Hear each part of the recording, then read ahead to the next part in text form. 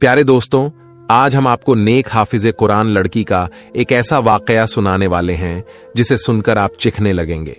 क्योंकि जब इस हाफिजे कुरान लड़की की वफात हुई तो उसको दफनाने के लिए जब लोग कब्र खोदने के लिए कब्रिस्तान गए और कब्र खोदने लगे, मगर इस हाफिजे कुरान लड़की की कब्र से कुछ ऐसा शर्मनाक और भयानक मामला पेश आया जिसे देखकर लोग हैरान और परेशान रह गए।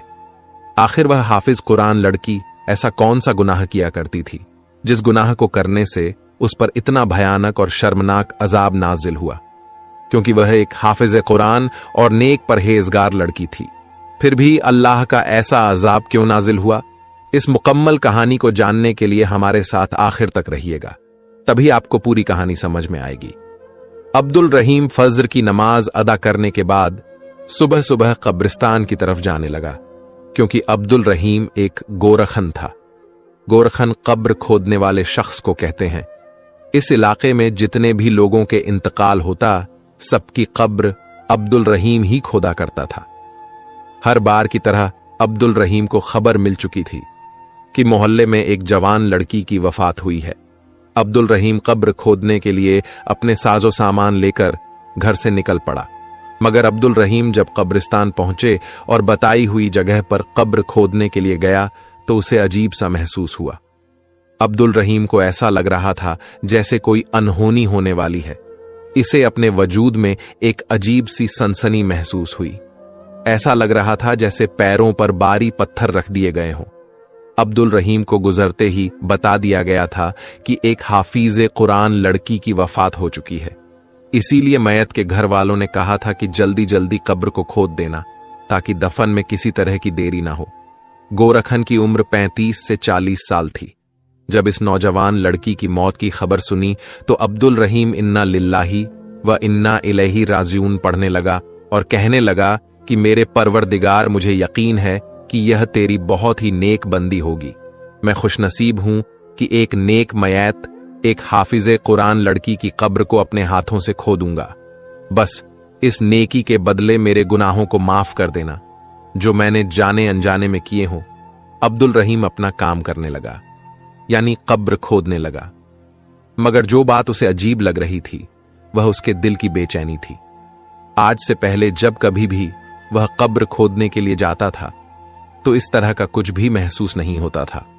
अब्दुल रहीम का कदम बारी हो चुका था। अब्दुल रहीम यही सोच रहा था कि पहले भी इसने इस कब्रिस्तान में सैकड़ों कब्रें खोदी थीं, लेकिन उसे जमीन पहले से ज्यादा सख्त महसूस होने लगी थी। कई मर्तबा उसने औजार मारे, लेकिन पत्थर ही पत्थर निकलकर सामने आ रहे थे। अब्दुल रहीम यही समझ रहा था कि शायद यह जमीन पत्थरेली है। इसलिए अब्दुल रहीम ने सोचा कि थोड़ी दूसरी जगह पर कब्र खोदते हैं, शायद वहां पर पत्थर ना हो। लेकिन जैसे ही दूसरी जानिब से कब्र खोदना शुरू की तो उसके सामने ऐसा मंजर आया जिसे देखकर अब्दुल रहीम पसीना पसीना हो गया। अपनी आस्तीन से माथे पर आया पसीना साफ करने लगा और सोचने लगा कि या अल्लाह, यह क्या है? मेरी कुछ भी समझ में नहीं आ रहा है। इस कब्रिस्तान में सैकड़ों कब्र आज से पहले खोद चुका हूं, लेकिन आज से पहले कभी भी इस तरह का मंजर मैंने नहीं देखा। अब्दुल रहीम घबराने लगा। घबराहट के मारे दिल की धड़कन तेज महसूस हो चुकी थी, मगर गहरी सांस लेता रहा और वहीं एक जगह बैठ गया और पसीना साफ करने लगा। यही सब करते करते अब्दुल रहीम को काफी वक्त गुजर गया था, मगर इतने में इस हाफिज कुरान लड़की का जनाजा कब्रिस्तान में दाखिल होता दिखाई दिया। तारीख का शायद ये पहला जनाजा था जिसमें मर्दों से ज्यादा 6 साल से लेकर 13 साल के बच्चे शरीक थे। सबकी आंखें रो रो कर सुर्ख हो चुकी थी। कलमा शहादत उनके लबों पर बुलंद हो रहा था। सब रो रो कर यही कहते थे कि अल्लाह तुम्हारी मंजिलों को आसान कर दे। इस नेक लड़की की वफात हुई तो पूरे इलाके के बच्चे जनाजे को कंधा देते हुए कब्रिस्तान की तरफ आ रहे थे। यूं लगता था कि जैसे इन बच्चों का बहुत ही करीबी रिश्तेदार उनसे जुदा हो चुका था। जब लोग पूछने के लिए आगे बढ़े तो यह बात सामने आई कि लड़की हाफिजे कुरान थी। इन सभी बच्चों को कुरान पाक पढ़ाया करती थी। अपने उस्ताद के मोहब्बत की खातिर यह सब बच्चे जनाजे में शरीक हुए थे। मैयत तदफीन के लिए कब्रिस्तान में दाखिल हो चुकी थी। जबकि गोरखन अब्दुल रहीम हैरत और खौफ से कब्र के पास इतने बड़े जनाजे की तादाद को आता देख रहा था। इसने बड़ों से ज्यादा बच्चों की तादाद, इतनी ज्यादा तादाद इससे पहले जनाजे की शिरकत में नहीं देखी थी। वह बच्चे यूं रो रहे थे कि जैसे उनकी सगी मां वफात पा चुकी हो। कलमा शहादत जोरो शोर से बुलंद था। जब अब्दुल रहीम की नजर कब्र पर गई तो उसको बेहद बेचैनी और घबराहट शुरू होने लगी। जिस तरह से जनाजा लाया जा रहा था, यह मालूम होता था कि जैसे यह लड़की बहुत नेक और पाक दामन हो, इससे कोई गुनाह कभी ना हुआ हो। तभी तो लड़की होकर इसके जनाजे में इतने ज्यादा लोगों ने शिरकत की थी। लेकिन जो हालात कब्र के अंदर मौजूद थे, अब्दुल रहीम घबरा चुका था और अस्तगफिरुल्लाह का विद इसके लबों पर मौजूद था। जब इस लड़की की मयत को कब्र में उतारा जाने लगा तो अचानक मट्टी हिलने लगी। यूं महसूस हुआ कि जैसे मट्टी में कुछ मौजूद हो। वहां मौजूद लोगों ने यह मंजर देखा तो सबके रंग उड़ चुके थे। और इससे पहले कि वह इस लड़की को कब्र में दफन करते, एक बहुत बड़ा काले 2 मुंह वाला सांप जमीन से बाहर निकल रहा था। वह मयत को अपना डंग मारे जा रहा था। लेकिन अगले ही पल वहां मौजूद लोगों ने खौफ से चिल्लाते हुए मयत को कब्र से ऊपर की जानिब खींच लिया। सांप इस कब्र में ही घूम रहा था। कब्र से सांप और बिच्छू निकलते देखकर वहां पर खड़े लोगों की चीख निकल गई और आसपास के लोगों में भी यह बात फैल गई। लोग कहने लगे कि यह देखो, कब्र से सांप निकल आया और अस्तगफिरुल्लाह। मगर यह तो हाफिजे कुरान थी, इसकी कब्र में सांप कैसे निकल सकता है?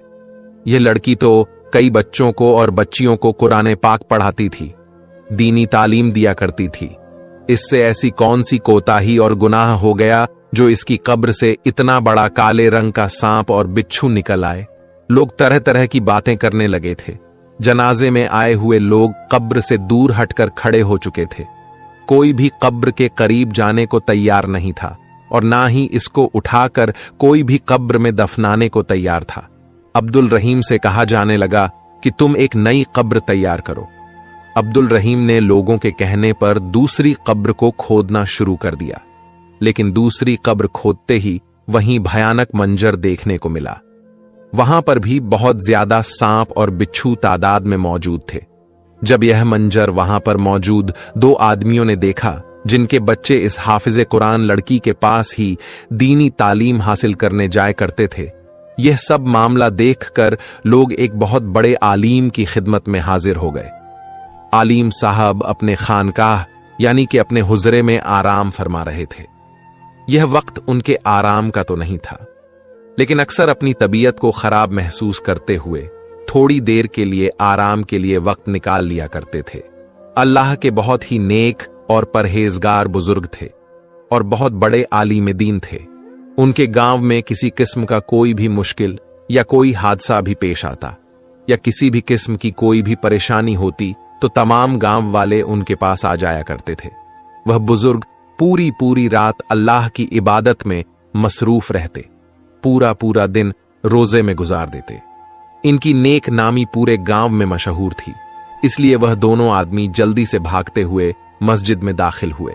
जब उन्होंने 2 आदमियों को मस्जिद में दाखिल होते हुए देखा तो फौरन उठकर बैठ गए और उनको यूं घबराया हुआ देखकर खुद भी परेशान हो गए और पूछने लगे कि क्या माजरा है। वह जो कुछ अपनी आंखों से देखकर आए थे सब कुछ आलिम साहब को बता दिया। उसे सुनने के बाद तो आलिम साहब की आंखें हैरत से खुल चुकी थीं। वह बुजुर्ग यह सब सुनकर अस्तगफिरुल्लाह कहने लगे। आपको बता दें कि वह अल्लाह वाले बुजुर्ग कुछ काम के सिलसिले में अपने घर गए हुए थे, इसलिए लड़की की वफात की खबर लोगों ने उन तक नहीं पहुंचाई। तभी वह बुजुर्ग कहने लगे कि मुझे भी कब्रिस्तान ले चलो। वह अल्लाह वाले इन दोनों शख्स से कहने लगे कि जब तक वह मंजर मैं अपनी आंखों से नहीं देख लूंगा, मुझे इस बात पर यकीन नहीं आएगा। जैसे ही वह इस कब्रिस्तान में पहुंचे, लोगों की काफी भीड़ जमा थी, मगर इस अल्लाह वाले को आता देखकर लोग जल्दी जल्दी रास्ता खाली कर रहे थे। आलिम साहब दिल ही दिल में दरूद पाक पढ़ रहे थे। वह सोच रहे थे कि अल्लाह खैर करें, आखिर ये क्या हुआ है। आलिम साहब ने एक नजर लड़की की मयत पर डाली और दूसरी तरफ वहां पर मौजूद खड़े लोगों की जानिब डाली। एक तरफ बच्चे खड़े हुए थे। कोई भी मय्यत के करीब नहीं जा रहा था। आलिम साहब ने जब कब्र में जाकर देखा तो उनका वजूद कांप चुका था। एक शख्स आगे बढ़ा और आलिम साहब की खिदमत में सलाम पेश किया। फिर कहने लगा कि मेरी जिंदगी आप पर फिदा हो, मैं आपसे अर्ज करना चाहता हूं। पहले इस लड़की की कब्र पर पत्थर और कंकर निकलते रहे जो वजूद में चुभने वाले थे। दूसरी मर्तबा जब कब्र खोदी गई तो कब्र में काले रंग का बहुत बड़ा सांप निकल आया, जिसे देखकर सभी लोग डर चुके थे। फौरन इस लड़की की कब्र को दूसरी जगह खोदा गया। जब कब्र को खोदा गया तो वही माजरा वहां पर भी देखने को मिला। हर कब्र में सांप और बिच्छू ही निकलते रहे।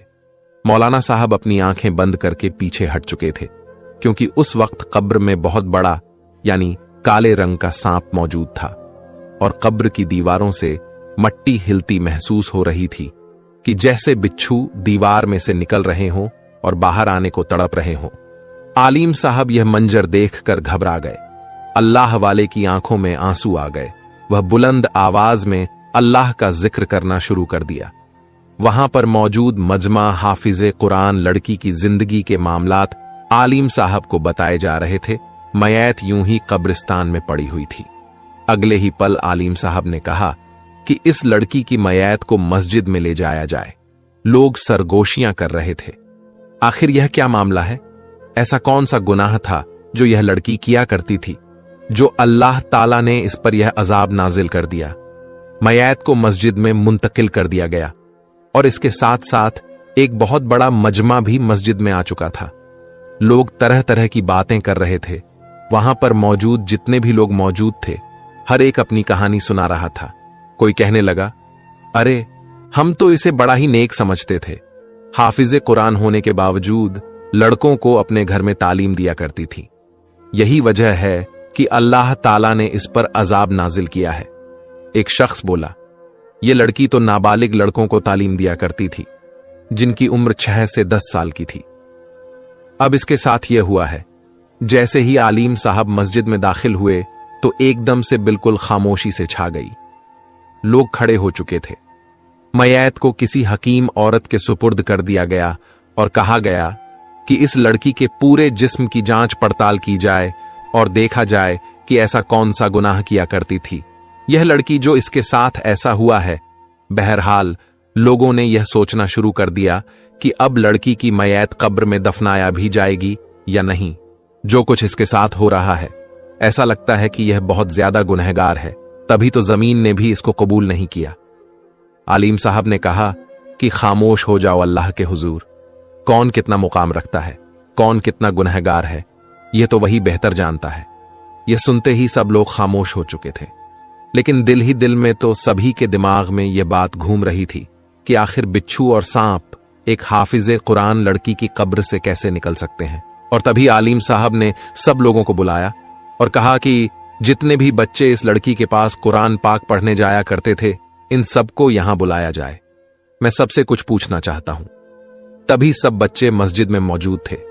मौलाना साहब आगे बढ़े, बच्चों से बड़े ही प्यार से सवाल करने लगे, क्या तुम्हारी हाफिजे कुरान बाजी तुम पर कभी हाथ उठाया करती थी या शक्ति बरता करती थी?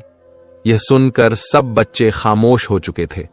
फिर कहने लगे कि ऐसा कुछ भी नहीं है, वह बहुत ही अच्छी लड़की थी। हमने तो पहला हर्फ ही उनके पास आकर सीखा।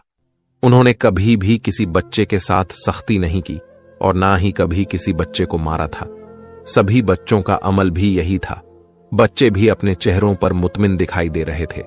आलिम साहब ने सवाल किया, इस लड़की के घर में कोई और फर्द मौजूद है? तो 2 आदमी वहां पर आए और बताने लगे कि आलिम साहब इसके घर में तो सिवाय इसके और वहां पर कोई नहीं रहता। इसके मां बाप का इंतकाल हो चुका है। वह अकेली रहती थी। ना जाने तन्हाई में इसने ऐसा कौन सा गुनाह कर दिया जो अल्लाह पाक ने अजाब की सूरत में इसकी कब्र में सांप और बिच्छू ही बिच्छू कर दिया। आलिम साहब बेहाल हो चुके थे। एक तो लड़की ऐसी थी कि जिसके किरदार पर एक भी दाग दिखाई नहीं देता। सभी लोग उनकी इज्जत भी कर रहे थे और उसकी तारीफ करते भी नहीं थकते थे, लेकिन अब इसके मरने के बाद इसकी बुराई कर रहे थे। आलिम साहब खामोशी से अपने हुजरे में गए और 2 रकात नमाज अदा करने लगे। फिर नमाज अदा करने के बाद दुआ के लिए दोनों हाथ बुलंद किए कि ऐ मेरे परवरदिगार, तू कुल कायनात के मालिक हैं। आलिम साहब अल्लाह के हुजूर इस कदर रोए कि उनका चेहरा मुबारक आंसुओं से भर गया, दाढ़ी भी भीग चुकी थी। फिर सवाल करने लगे कि मेरे मालिक, आज से पहले मैंने तेरी जात को हाजिरो नाजिरो जानकर हर फैसला किया है, आज भी मेरी मदद फरमा। इस लड़की ने ऐसा कौन सा गुनाह कर दिया है जो जमीन इसको कबूल करने को तैयार नहीं है। रो रो कर उनका बुरा हाल हो चुका था। बार बार सोच रहे थे कि क्या मामला है। इसके घर में सिर्फ यह तन्हा रहती थी। सारा दिन लड़कियों और लड़कों को दीनी तालीम दिया करती थी। आलिम साहब परेशानी में मुब्तला हो चुके थे। कुछ बच्चों का तो यह भी कहना था कि हमारी उस्ताद 5 वक्त की नमाज पढ़ती थी, किसी भी वक्त को जाया नहीं करती थी। आखिर इतनी नेक लड़की, इसकी कब्र में सांप और बिच्छू। यह एक अनोखा सा वाकया था, क्योंकि आलिम साहब ने अपनी जिंदगी में आज से पहले ऐसा मामला कभी नहीं देखा था। इस लड़की के घर में तो कोई मौजूद भी नहीं था, लेकिन फिर भी जब सवाल जवाब किए गए तो यह सब सामने आया कि इस लड़की की एक बहुत ही पक्की सहेली थी, जिससे यह अपनी हर बात, अपना हर राज जाहिर किया करती थी। आलिम साहब ने कहा कि इसकी सहेली को बुलाओ। एक आदमी बोला कि वह लड़की तो कई माह पहले ही इलाका छोड़कर जा चुकी है। लोगों का कहना था कि दोनों सहेलियों में किसी बात पर अनबन हो चुकी थी और यूं ही वह किसी बात पर नाराज होकर इस गांव को छोड़कर चली गई। आलिम साहब को हैरत हुई। यकीनन कुछ तो राज था इसके पीछे, जो इसकी सहेली को मालूम है। इसलिए मौलाना साहब ने फौरन 2 आदमियों को दूसरे गांव जाने के लिए रवाना कर दिया और कहा कि इसकी सहेली को लेकर आओ। फिर वहां पर ही वही हकीम औरत आई जिसके हवाले हाफिज कुरान लड़की की मैयत को दिया गया था। वह थोड़ी घबराई हुई थी। मस्जिद के बाहर आलिम साहब से मिली तो आलिम साहब ने उसको देखा तो माथे पर बल पड़ गए। सवाल करने लगे कि बताएं, आपने इस लड़की के वजूद पर क्या जांच पड़ताल की है। कुछ मालूम हुआ। वह कहने लगी कि आलिम साहब, यह लड़की तो बहुत ही नेक और पाक दामन है। मुझे इसके किरदार से बाल बराबर भी शक नहीं हुआ। यह सब कुछ सुनकर आलिम साहब खामोश हो चुके थे कि अगर यह लड़की पाक दामन थी और इससे कोई गुनाह भी नहीं हुआ, तो फिर आखिर क्या वजह थी कि यह सब कुछ हो रहा था। हकीकत तो तभी मालूम हो सकती थी जब उसकी सहेली यहां पर आ जाए। अब तो वही थी जो अपने मुंह से बोलकर हकीकत बता सकती थी। कई कई तरह के सवाल थे जो खड़े हो रहे थे। फिर किसी ने यह कहा कि यह लड़की अकेली रहती थी, तो यकीनन रात में किसी लड़के को बुलाकर उसके साथ जिना करती होगी, इसलिए इस पर यह अजाब आ रहा है। वहां पर मौजूद हर शख्स इसके किरदार पर जा रहा था। यकीनन यह लड़की जीना ही करती होगी। दिन की रोशनी में तो नेक बन जाती थी और रात को गुनाहों में डूब जाती थी। 2 दिन गुजर चुके थे, लेकिन अभी तक वह आदमी इस लड़की को यानी उसकी सहेली को नहीं ला पाए थे। अजीब सी कशमकश का माहौल बना हुआ था। फिर अचानक आवाज आई कि इस लड़की की सहेली मिल चुकी है। आलिम साहब, जो कि अपने बदन में थकावट महसूस कर रहे थे, खामोश होकर एक गहरी सांस लेकर बैठे थे। यह खबर सुनते ही फौरन तेज कदमों से उठकर आगे बढ़े। लड़की सामने मौजूद थी, मुकम्मल पर्दे में थी। उसने एक बुर्का पहना हुआ था और बहुत ही कम उम्र लग रही थी। लड़की आलिम साहब को देखकर रोने लगी और कहने लगी, मुझे तो अंदाजा ही नहीं था कि मेरी सहेली के साथ क्या मामला पेश आया है। इन लोगों ने जब मुझे आकर बताया कि मेरी दोस्त खुशबू की कब्र पर यह मामला पेश आया है, तो मैं तो कांप कर रह गई और फौरन से आपके पास आ गई। मैं तो कभी अपने वहम और गुमान में भी नहीं सोच सकती थी कि मेरी सहेली कभी इस तरह के अजाब में मुब्तला हो सकती है, और मरने के बाद वह मर्द भी मेरी सहेली पर तबस्सरा कर रहे हैं, जो खुद 10-10 जगह मुंह मारते हैं। आलिम साहब ने इस लड़की को देखा तो अगले ही लम्हे उसको कहने लगे कि तुम जानती हो ना कि हमने तुम्हें यहां पर किस मकसद के लिए बुलाया है। पूरे गांव में इस लड़की के कई कई तरह की अफवाहें फैल चुकी हैं। लोग कई कई तरह के सवाल इसकी जात पर कर रहे हैं और कहते हैं कि यह लड़की अपने गुनाहों की बदौलत इस नौबत तक पहुंची है। और यहां तक कि गोरखन ने इसकी कब्र में सांप और बिच्छू देखे। कई मर्तबा सांप को कब्र से निकालना भी चाहा, लेकिन कब्र में बैठा हुआ सांप इंतहा खौफनाक नजरों से इस मैयत को देखे जा रहा है, जैसे वहां बैठा सांप सिर्फ इस लड़की को डसना चाहता है। अल्लाह ताला का वास्ता है कि तुम हकीकत बताओ, इस लड़की ने ऐसा कौन सा गुनाह किया है? पहले तो उसकी सहेली रोने लगी, आंखों में आंसू आने लगे। फिर कहने लगी यह कोई गुनहगार नहीं थी, ना तो जिना करने वाली थी, ईमानदार लड़की थी। हां, लेकिन इसने एक गुनाह जरूर किया था, बहुत ही बड़ा गुनाह, जिसकी वजह से मैं इससे दूर हो चुकी थी और इसने सारे रिश्ते नाते तोड़ लिए थे, क्योंकि मैं जानती थी कि अगर मैं यहां पर रहूंगी तो एक मर्तबा फिर से मुझे इससे राब्ता जरूर करना पड़ेगा। लेकिन इस जैसी लड़की से मेरा राब्ता रखना मेरे लिए आसान नहीं था, क्योंकि मुझे मेरे मां बाप मेरी जान से भी ज्यादा अजीज थे। आलिम साहब इसकी बातों को सुन रहे थे।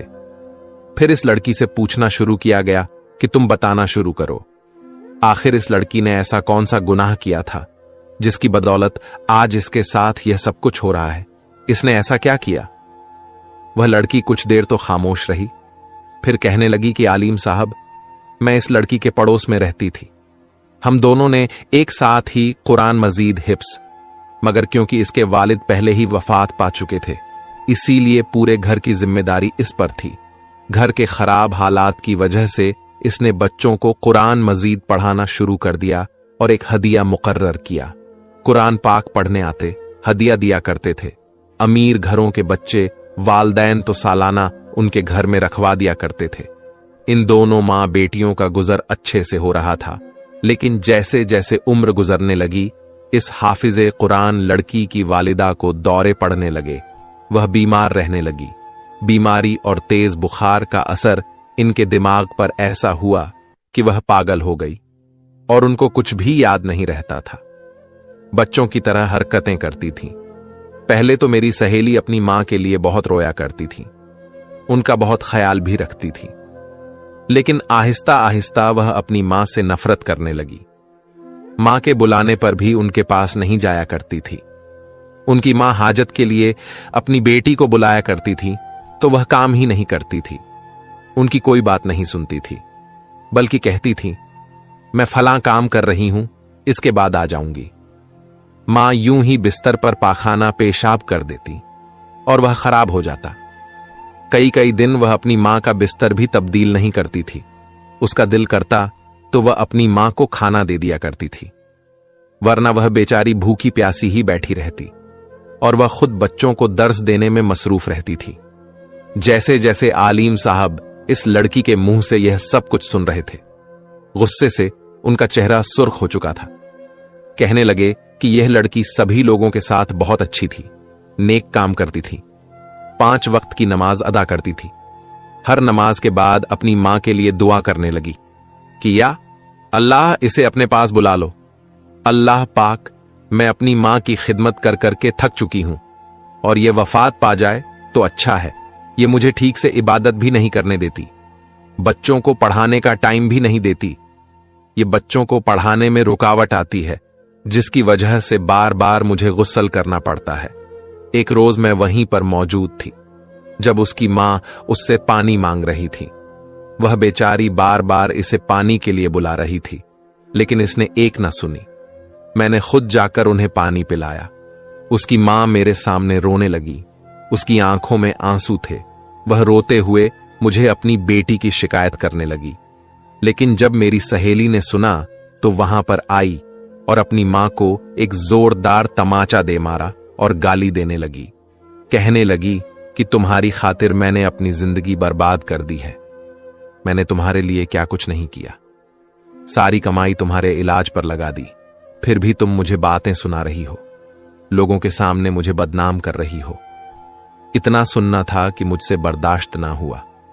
मैंने भी अपनी सहेली के मुंह पर थप्पड़ दे मारा और वहां से चली गई। इसके बाद मैं कभी भी वापस नहीं आई। मैं तो अपनी सहेली की मां को भी अपने साथ ले जाना चाहती थी, लेकिन इसने अपनी मां को भी मेरे साथ जाने नहीं दिया।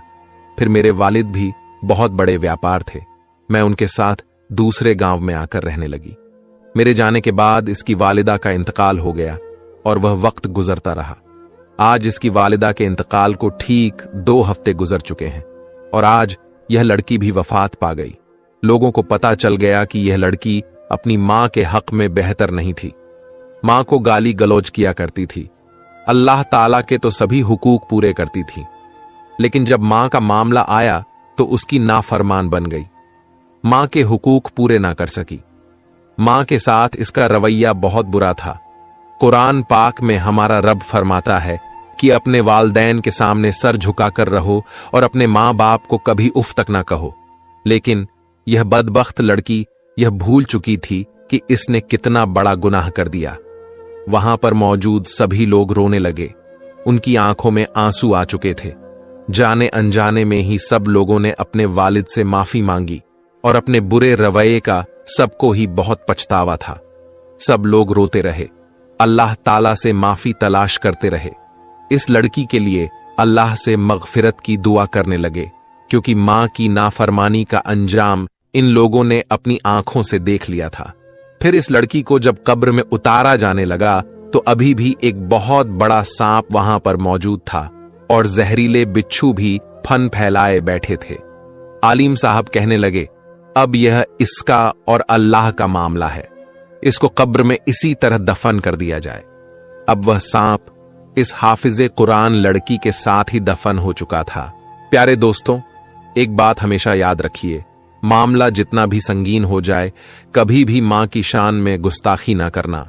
मां बाप का नाफरमान ना ही दुनिया में कभी खुश रह सकता है और ना ही आखिरत में, बल्कि इबरत का निशान बन जाता है। प्यारे दोस्तों, अगर आपको इस वीडियो से सबक मिला है तो चैनल सब्सक्राइब करके अपने फैमिली के पास शेयर जरूर करें, क्योंकि उन्हें भी मां बाप का नाफरमान का अंजाम क्या होता है पता चले और कमेंट में अल्लाहू अकबर